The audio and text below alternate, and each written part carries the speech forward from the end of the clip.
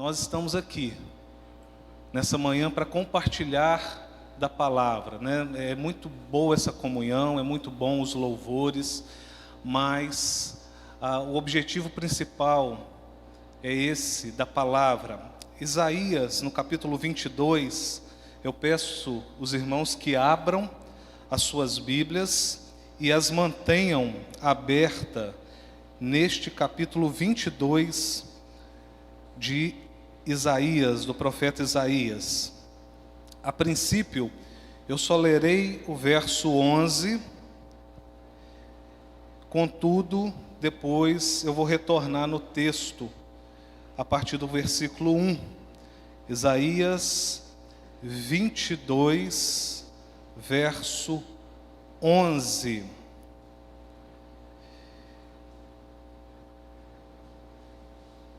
Isaías 22, 11. Creio que está projetado ali também.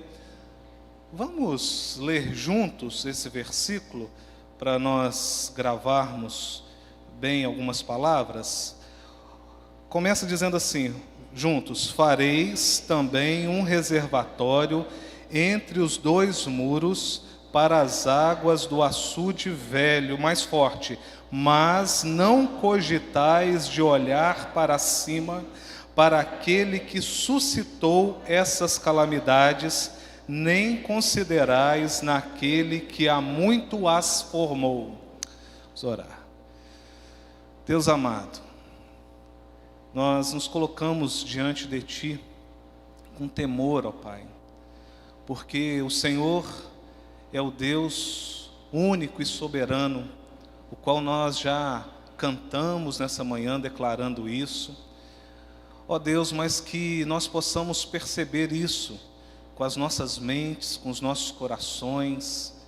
Ó Deus, também com uma fé que vem do Senhor, ó meu Deus, mas uma fé que pode se fortalecer, porque nós podemos contemplar o grande e maravilhoso Deus, onipotente que o Senhor é, e que nós possamos perceber que mesmo diante de tantas incertezas, mesmo diante de tantas dificuldades, é o Senhor, ó meu Deus, que é a nossa fortaleza, é o nosso refúgio, é o Senhor, ó Pai, que tem o controle da história, é o Senhor que tem o controle do universo, é o Senhor que tem o controle da eternidade, um plano para as nossas vidas, que possamos cada vez mais olhar para Ti, que possamos ter uma vida que glorifica o Teu santo e bendito nome. Muito obrigado por essa oportunidade, no nome de Jesus, nosso Salvador.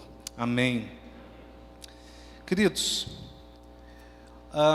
alguns meses atrás, foi lançado um filme, principalmente na plataforma da Netflix, com o título Não Olhe para Cima. E esse filme repercutiu bastante além da plataforma, também na internet. Só para eu ter uma noção, vocês sabem do que eu estou falando? Quem sabe aí, né? Algumas pessoas, obrigado. Não olhe para cima. Esse filme é uma sátira em diversos sentidos. O filme tem a principal narrativa, a descoberta, né, de um meteoro que vai atingir a Terra dentro de algum tempo. E alguns cientistas, então, começam a falar dessa descoberta, um meteoro numa proporção gigantesca e que causaria uma destruição total.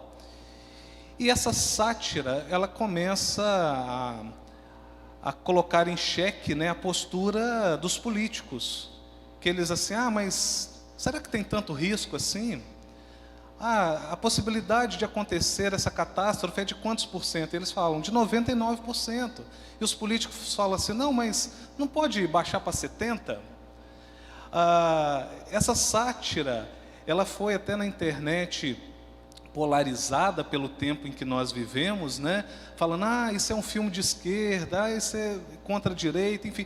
Mas ela é uma sátira em todos os sentidos, porque ela satiriza os políticos, ela satiriza os cientistas, porque mesmo sendo sérios, eles ali se perdem no glamour da mídia.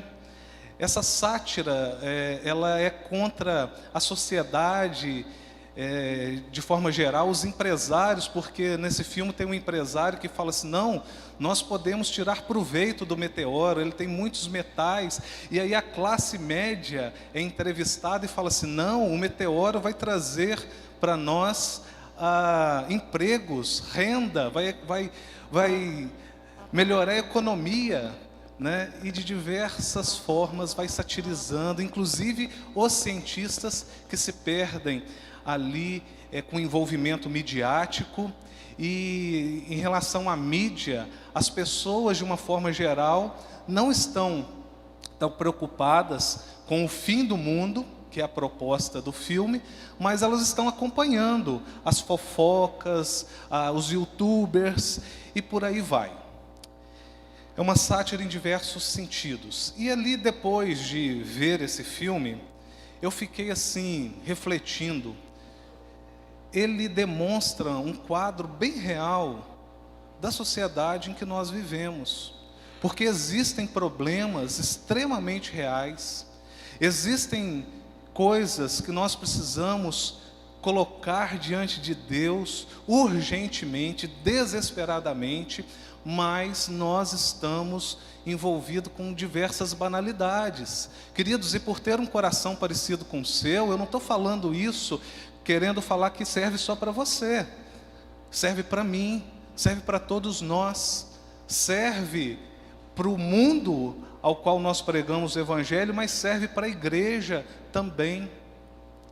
E aí eu comecei a pesquisar algumas coisas na Bíblia e comecei a analisar o seguinte, será que existe no cenário bíblico algum momento parecido com esse, relatado nas Escrituras, né? E já há algum tempo, ali na igreja Manancial, a Nancy, depois a Elisângela pode confirmar isso, eu tenho falado que eu tenho buscado muito na Bíblia aquilo que mostra que a gente precisa ter os pés no chão, mas a cabeça nos céus.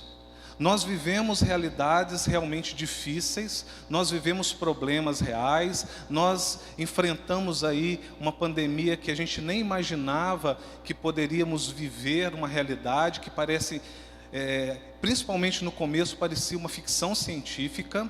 Nós precisamos ter os pés no chão, nós precisamos preservar as nossas vidas, cuidar, zelar, mas sem perder o olhar para os céus, a cabeça nos céus.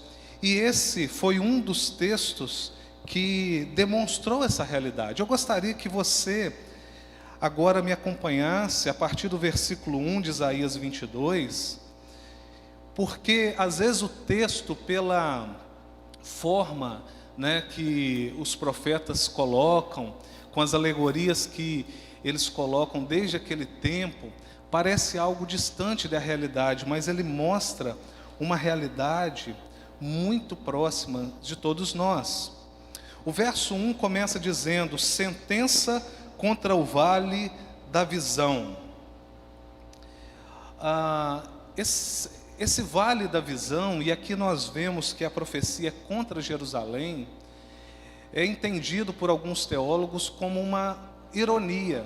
E nós encontramos na palavra de Deus muitas dessas formas irônicas de tratar com algumas questões. Nesse próprio texto aqui, na parte final, do verso 15 em diante, vai ter uma ironia contra um poderoso. Ele se achava muito poderoso, mas Deus já estava o tirando do poder e ele não tinha nem ideia disso. O vale da visão é entendido como o seguinte, olha, vocês acham que sabem, vocês acham que conhecem, vocês acham que vocês têm um controle de todas as coisas, mas não é bem assim. Sentença contra o vale da visão. Só para pegar um pouquinho o contexto antes desse capítulo 22, pelo profeta Isaías vinham acontecendo várias sentenças contra nações ali próximas. As nações impiedosas, as nações que eram inimigas de Jerusalém, de Judá, de Israel, né? Porém, chega um momento em que Deus fala assim: olha, vocês estão achando que estão sossegados, tranquilos? Vocês não têm percebido que o que vocês têm praticado é uma autoconfiança em vez de uma fé verdadeira num Deus que tudo conhece e tudo vê? Sentença contra o vale da visão: que tens agora que todo o teu povo sobe aos telhados? O povo subiu aos telhados para festejar. O povo, ele estava preocupado em se reunir para festejar. Isso é confirmado lá no versículo 13 desse mesmo texto, que diz assim: porém, é só gozo e alegria que se vem. Matam-se bois, degolam-se ovelhas, come-se carne, bebe-se vinho e se diz: comamos e bebamos, que amanhã morreremos. O povo sabia que existia vários perigos ao seu redor. Aqui nesse tempo, queridos, o reino do norte já tinha caído diante do império assírio.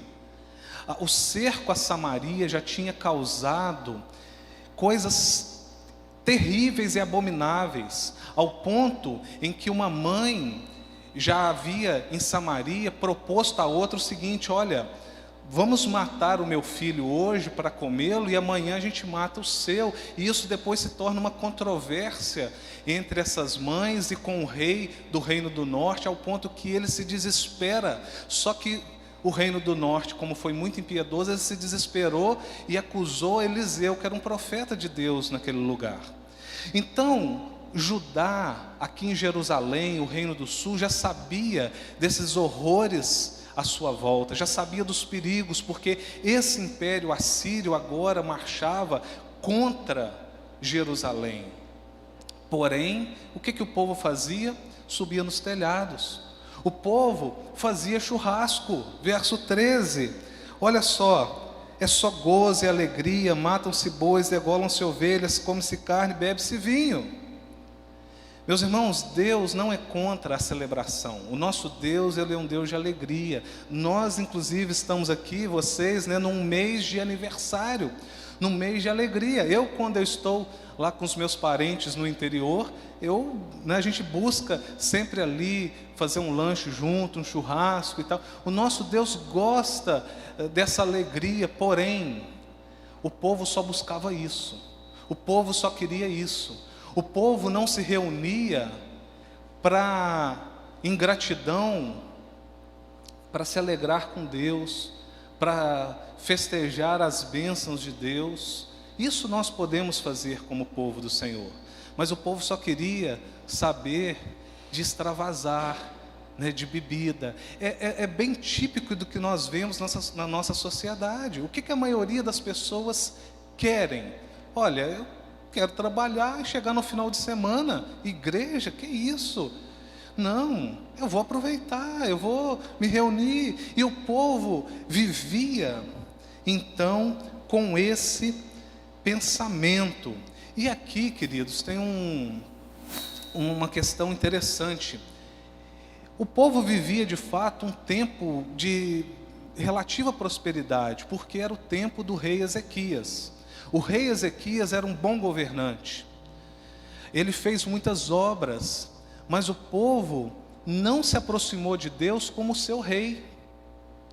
É muito interessante que às vezes, principalmente porque nós estamos em ano de eleição, às vezes nós pensamos assim: não, quando nós tivermos governantes tementes a Deus, quando nós tivermos um presidente cristão, hoje nós já temos ministros pastores, hoje nós já temos pessoas no Supremo Tribunal, pastores e tudo mais, mas o que nós mais vemos? Mais ataques, Nós vemos mais situações contrárias. E o povo aqui, mesmo diante desse bom governante que era Ezequias, eles não buscavam o exemplo do rei.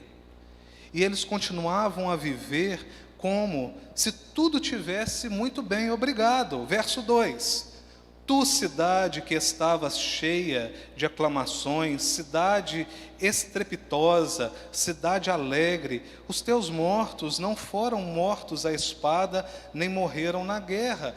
Isaías está falando assim, olha, a cidade está cheia de agitação, a cidade está cheia de barulho, cidade estrepitosa, cidade barulhenta.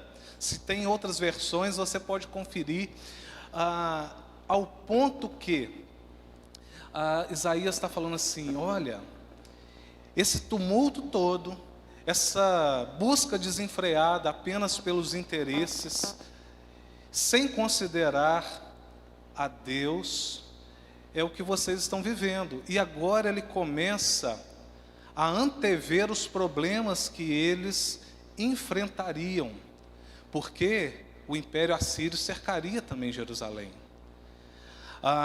Ao ponto que Isaías ele fala ainda no versículo 2, os teus mortos não foram mortos a espadas, nem morreram em guerra, não vai dar tempo nem de vocês se prepararem para a batalha.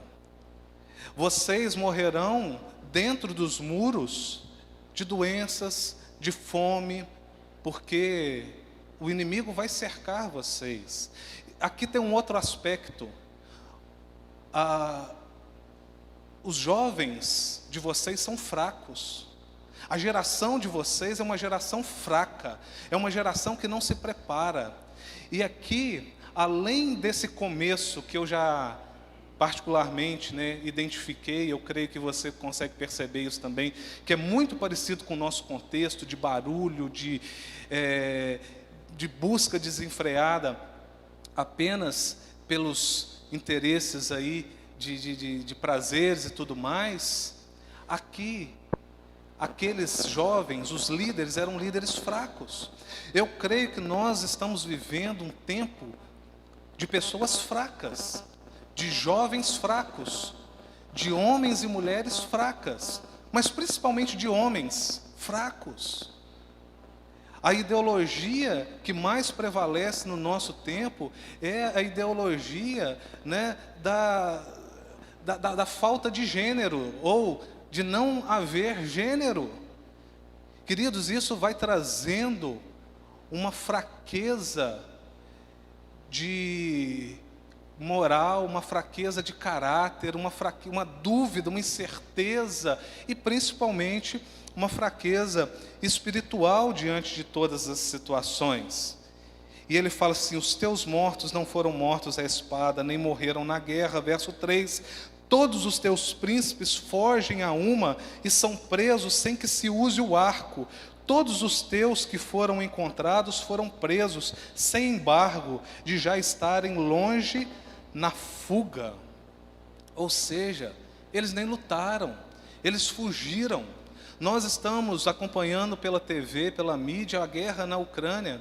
E uma coisa que tem surpreendido é a resistência dos ucranianos nesse tempo. Nós ficamos assim, graças a Deus, a gente não vê essa iminência de perigo, mas como que seria a resistência num país como o nosso? Como seria as trincheiras das pessoas para defender as suas causas, da igreja? Será que seria uma trincheira espiritual, de batalha espiritual? Ou seria de fuga? O verso 4 diz, portanto digo, Isaías, desviai de mim a vista e chorarei amargamente. Não insistais por causa da ruína da filha do meu povo. Isaías ele chega ao ponto e fala assim, olha, eu sei que tudo isso vai acontecer, mas eu não quero nem ver, porque eu vou chorar amargamente. Eu vou chorar por Jerusalém. E interessante que Isaías não tem tanto esse viés como Jeremias, que era um profeta que se doía, que chorava, que lamentava pelo seu povo, pela sua cidade, mas Isaías também demonstra aqui que ele choraria por Jerusalém. É interessante que no Novo Testamento, em poucos relatos em que Jesus chorou, um deles a nível familiar, quando da morte de Lázaro, ele encontra as irmãs e ele chora. No outro, no Getsêmani, Porém, um outro relato é que Jesus chora quando a multidão em festa está o recebendo em Jerusalém, está estendendo ali ramos e tudo mais pelo caminho, e está gritando: Hosana, bendito o Filho de Deus, o que vem em nome de Deus. Mas Jesus, ele olha para Jerusalém e ele chora copiosamente, e ele relata: olha, esse povo não sabe, eles não reconhecem de fato a visitação de Deus nesse tempo. E ele chora por Jerusalém, ele sabe que Jerusalém ainda iria passar por outro momento de turbulência, de destruição, que veio acontecer principalmente no ano 70 depois de Cristo. O templo ia ser destruído, os muros mais uma vez derribados, e Jesus chora aqui como Isaías chorou.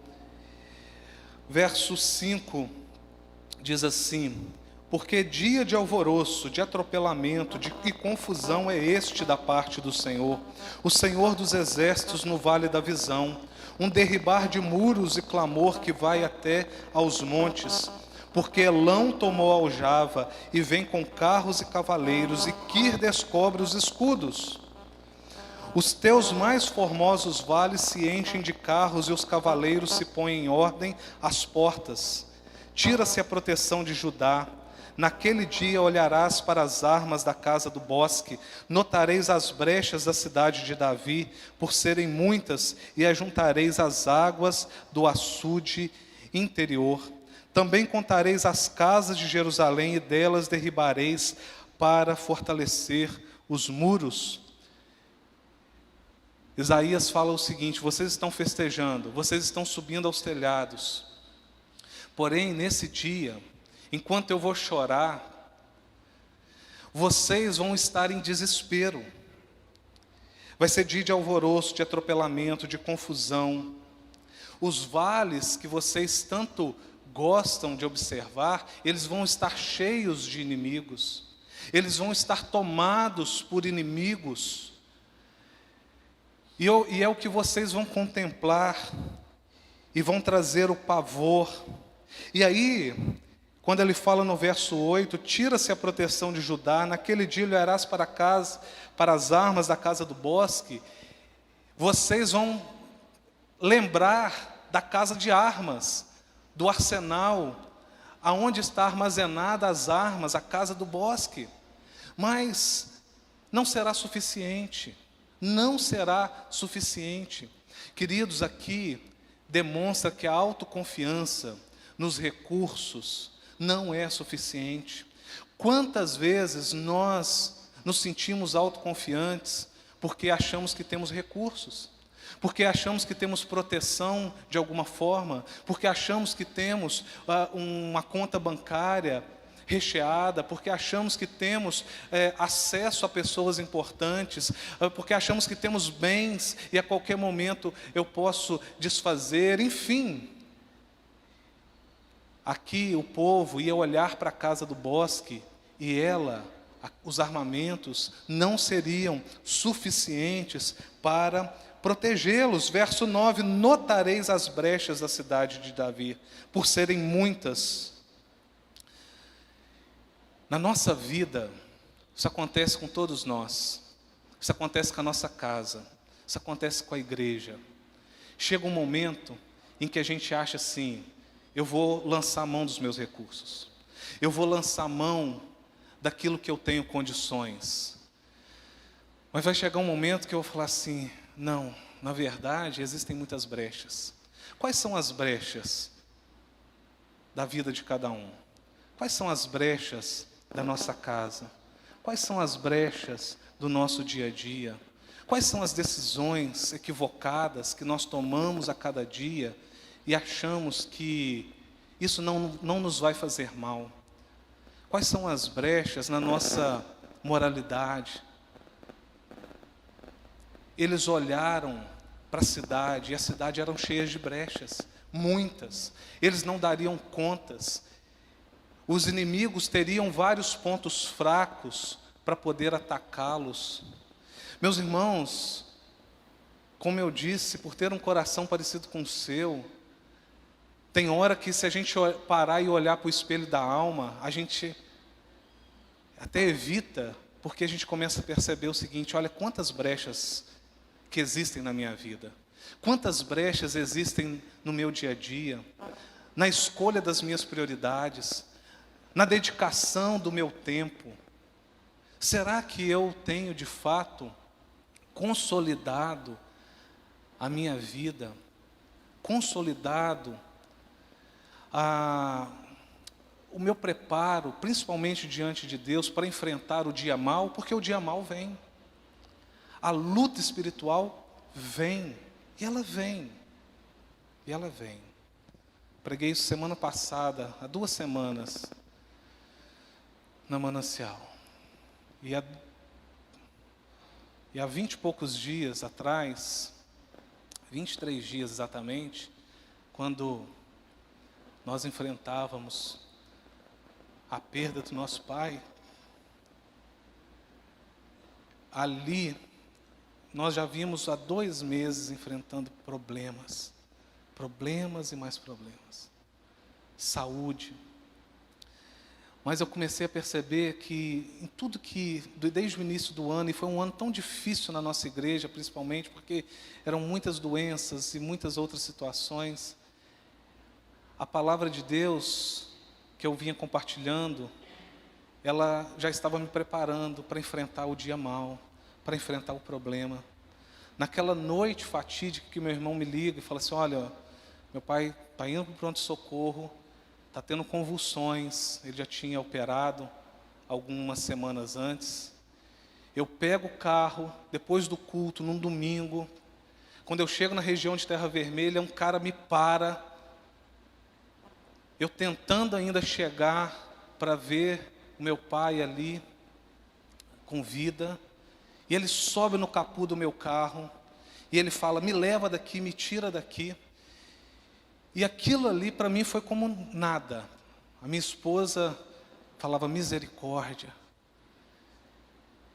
E ali eu percebi o seguinte: olha, a palavra de Deus já estava me preparando para enfrentar momentos como esse, para enfrentar o dia mau, para enfrentar problemas que em algum momento vêm de forma mais árdua, ferrenha, problemas que a gente nem imagina. Contudo, meus irmãos, se a gente não estiver firmado na presença do Senhor, vem o dia mau, e a gente olha ao nosso redor, e a gente só vê brechas, e fala assim: agora não tem mais jeito, agora não há mais contenção. Sabe o que eles tentaram? O verso 10 fala o seguinte: também contareis as casas de Jerusalém, e delas derribareis para fortalecer os muros. Vamos derrubar as casas. Os muros têm muitas brechas, mas vamos pegar o entulho das casas, vamos prejudicar, não vamos olhar para quem nós estamos prejudicando, vamos derrubar as casas e vamos amontoar nos muros, para que a gente possa tentar alguma proteção. Meus irmãos, por muito tempo, esse povo, naquele contexto relativo de zona de conforto, estava vivendo conforme o artista canta, né, no nosso tempo, mas talvez já vem lá de trás: o acaso vai me proteger enquanto eu andar distraído. Poderia ser talvez um artista daquele tempo. As pessoas estavam em volta, o perigo estava em volta das pessoas, mas elas estavam assim: o acaso vai me proteger enquanto eu andar distraído. Porém, não era essa postura que Deus queria. O verso 11, Deus ainda fala de mais uma ação deles: fareis também um reservatório entre os 2 muros para as águas do açude velho. Vocês vão tentar ainda preservar essa água, conter essa água, fazer um reservatório. E depois de terem feito tudo isso, reservatório de água, derribar casas, tentar consertar os muros, vocês vão ver que isso será insuficiente, ao ponto que ele fala: mas não cogitais de olhar para cima, para aquele que suscitou essas calamidades, nem considerais naquele que há muito as formou. Meus irmãos, nós precisamos o tempo todo considerar em olhar para cima. Considerar colocar tudo nas mãos de Deus. E eu digo isso porque às vezes a gente anda tão distraído. O acaso vai me proteger enquanto eu andar distraído? Nós vemos que o sermão profético de Jesus em Mateus 24 está se cumprindo com tudo que se vê dos movimentos, dos alertas no mundo, da cosmologia, os terremotos e tantas outras coisas, dos movimentos também das nações, reino contra reino, nação contra nação, guerras, rumores de guerras. E nós, muitas vezes, estamos distraídos com as banalidades da internet, porque a gente não consegue deixar a tela do celular, as banalidades que nós temos na mídia de forma geral, e é assim que nós vamos vivendo de forma distraída, sem cogitar em olhar para cima. E eu prego, queridos, essa questão na igreja, porque às vezes a gente pode pensar assim: mas pastor, eu estou aqui. Graças a Deus por isso, queridos. Graças a Deus pelo remanescente fiel. Só que, contudo, a igreja não pode deixar de ser profética, não pode deixar de olhar e ver o seu contexto e ver que a maioria das pessoas estão com o pé na terra, mas não estão com a cabeça nos céus. E nós precisamos estar com o pé na terra, tomando os cuidados, enfrentando a pandemia, mas com a cabeça nos céus, com o nosso olhar para os céus. Nós precisamos ser aqueles que continuam sendo intercessores, que oram, que buscam a Deus e que não deixam se distrair por qualquer coisa, até mesmo por coisas legítimas. Quantos de nós se distraem por coisas legítimas, coisas boas? Como pastor, a gente conhece muita gente, por onde eu passo, a cidade em que a gente passa, nós encontramos pais na igreja, e eles falam assim: olha, o meu filho não está na igreja, mas é trabalhador, é um profissional, né? Meus irmãos, mas ele precisa de Jesus da mesma forma. Que bom que ele é uma pessoa boa, que bom que ele é uma pessoa próspera, que bom que é uma pessoa que trabalha, que se dedica, que cresce. Mas isso não significa que ele pode andar longe de Cristo. E é interessante que esse contexto tem que ser conversado na igreja. Por quê? Principalmente numa análise que nós podemos fazer no tempo que nós vivemos hoje. Uma igreja muito firme lá em Campinas, eu me formei em Campinas em 2014, que tem uma equipe pastoral muito grande, inclusive alguns dos pastores lá foram meus professores. Essa igreja tem um aparato muito grande de mídia e tudo mais, para poder dar muito suporte aos seus membros. Contudo, eles fizeram uma análise recente sobre a espiritualidade revelada em tempos de pandemia. E eles elaboraram 3 principais disfunções ou alternativas equivocadas de espiritualidade. A primeira delas foi a espiritualidade hedonista, onde os crentes, ao longo desses 2 anos que teve muito distanciamento, afastamento, a cessão dos encontros regulares nas igrejas, eles descobriram que existem coisas boas e prazerosas que se podem fazer, inclusive aos domingos. E ali eles classificaram como a espiritualidade hedonista. Olha, Deus não vai se importar de eu andar de bicicleta aqui né, na manhã de domingo. Deus não vai se importar numa atividade social além da igreja. Afinal de contas, são coisas boas. Não são coisas ilegais, não são coisas imorais. Contudo, são alternativas equivocadas de espiritualidades observadas. A segunda é a espiritualidade autônoma. As pessoas até entendem assim: eu preciso de Deus, eu preciso de Cristo. Mas a igreja e as práticas cristãs são coisas secundárias. A espiritualidade autônoma é daquele que pensa assim: não, eu e Deus somos mais. Eu e Deus damos conta. Eu e Deus, Deus e eu, já é suficiente. E a espiritualidade autônoma, ela é perigosa, porque é a tentativa de servir a Deus independente dos meios que Ele provê para as nossas vidas. E a terceira disfunção, alternativa equivocada de espiritualidade, é a espiritualidade digital.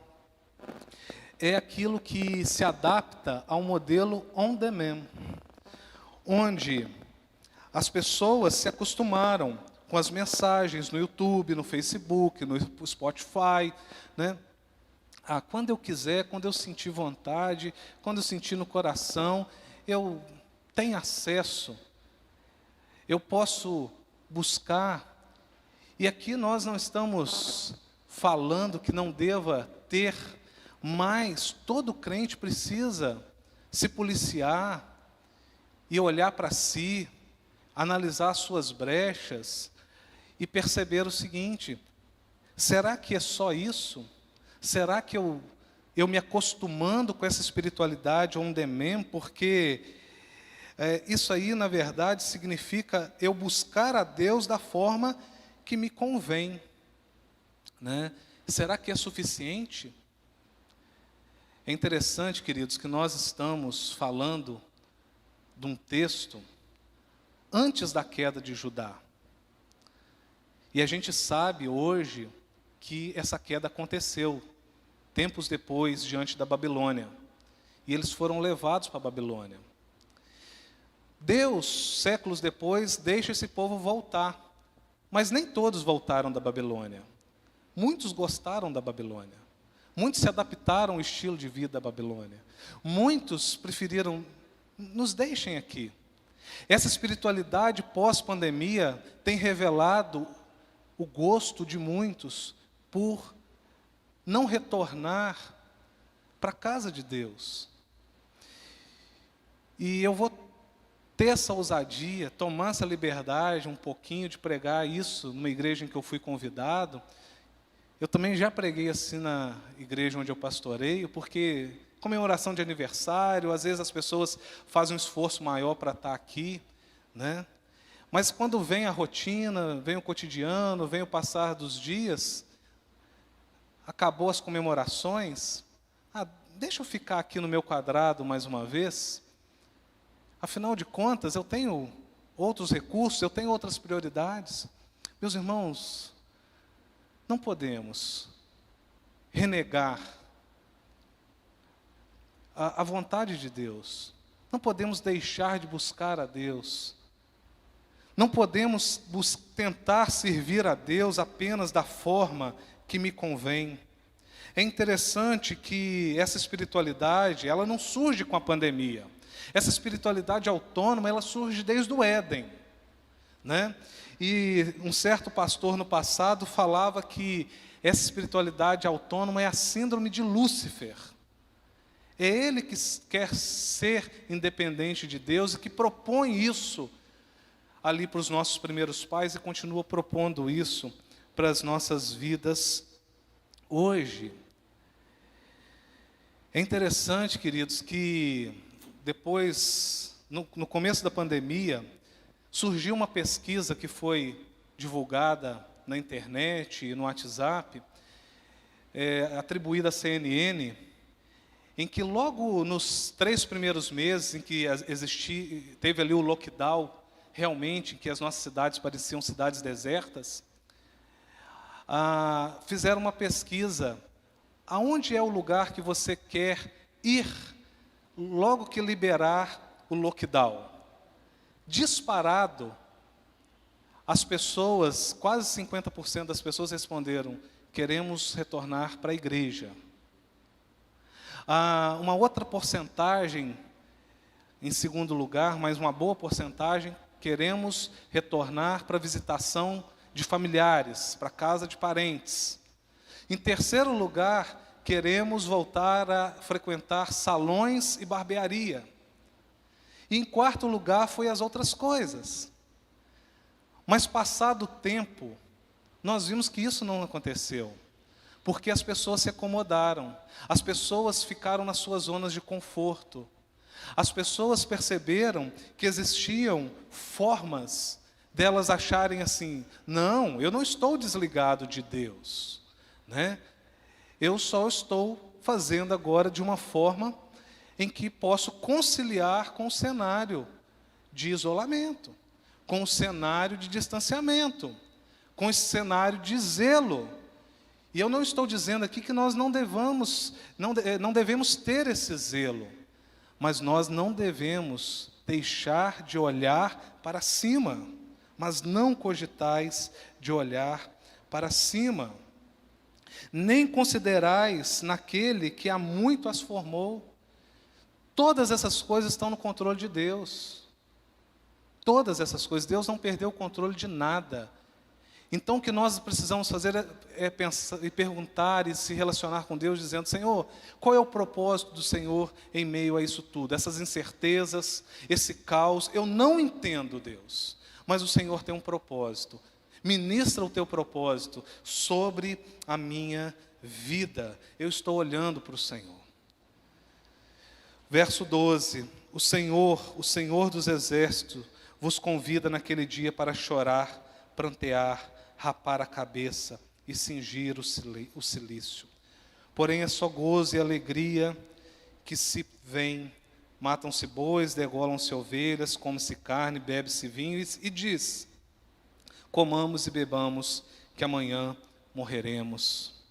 Essa expressão entre os judeus, Paulo a citou em 1 Coríntios 15, no verso 32, quando ele falava para aqueles que não acreditavam na ressurreição do corpo e nem na ressurreição de Cristo. Ele fala assim: se nós não ressuscitamos, então de fato, comamos, bebamos, porque amanhã morreremos. Mas Paulo fala assim, ele não endossa essa alternativa, porque ele fala assim: porque nós vamos ressuscitar, e nós devemos viver como aqueles que têm essa herança bendita. E nós devemos valorizar essa herança que nós temos.